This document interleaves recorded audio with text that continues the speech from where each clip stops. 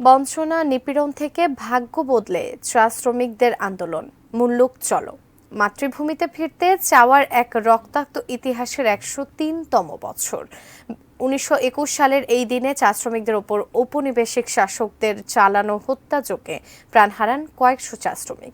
হবিগঞ্জ প্রতিনিধি আব্দুল হালিমের পাঠানো তথ্য ছবিতে ডেস্ক রিপোর্ট। শত বছর আগের কথা।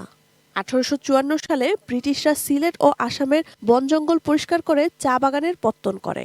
দক্ষিণ ভারত, মধ্যপ্রদেশ, উত্তরপ্রদেশ, উড়িষ্যা সহ বিভিন্ন অঞ্চলের মানুষদের মিথ্যা আশ্বাস দিয়ে নিয়ে আসা হয় শ্রমিক হিসেবে। তারা এসে পড়ে ভিন্ন এক বাস্তবতায়। অপর্যাপ্ত মজুরি সহ বঞ্চনা আর অমানবিক নির্যাতনের শিকার হন তারা। ভাঙতে থাকে তাদের স্বপ্ন, বাড়তে থাকে অসন্তোষ। এক পর্যায়ে যে কোনো মূল্যে জন্মভূমি বা মূল্যকে ফিরতে আন্দোলনের ডাক দেন 30,000 শ্রমিক। 1921 সালের এই দিনে সিলেট থেকে পায়ে হেঁটেই ভারতে রওনা দেন তারা। চাঁদপুর মেঘনা ঘাটে তাদের উপর নির্বিচারে গুলি চালায় ব্রিটিশ সৈন্যরা।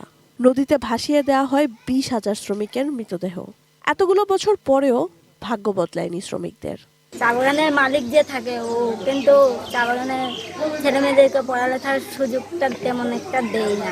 লেখাপড়া তো উন্নতি হয়েই নাই, তাছাড়াও কাজে কর্ম দেখা যাচ্ছে যে পরিশ্রম করছে সেটা তার বিনিময়ে পাচ্ছি আমরা 120 টাকা। সন্তানদের শিক্ষা ব্যবস্থা সহ মজুরি বৃদ্ধির দাবি পূরণ হয়নি আজও। চা শ্রমিকদের নৃশংসভাবে হত্যার দিনটিকে রাষ্ট্রীয় স্বীকৃতি দেওয়ার দাবি জানান শ্রমিক নেতারা।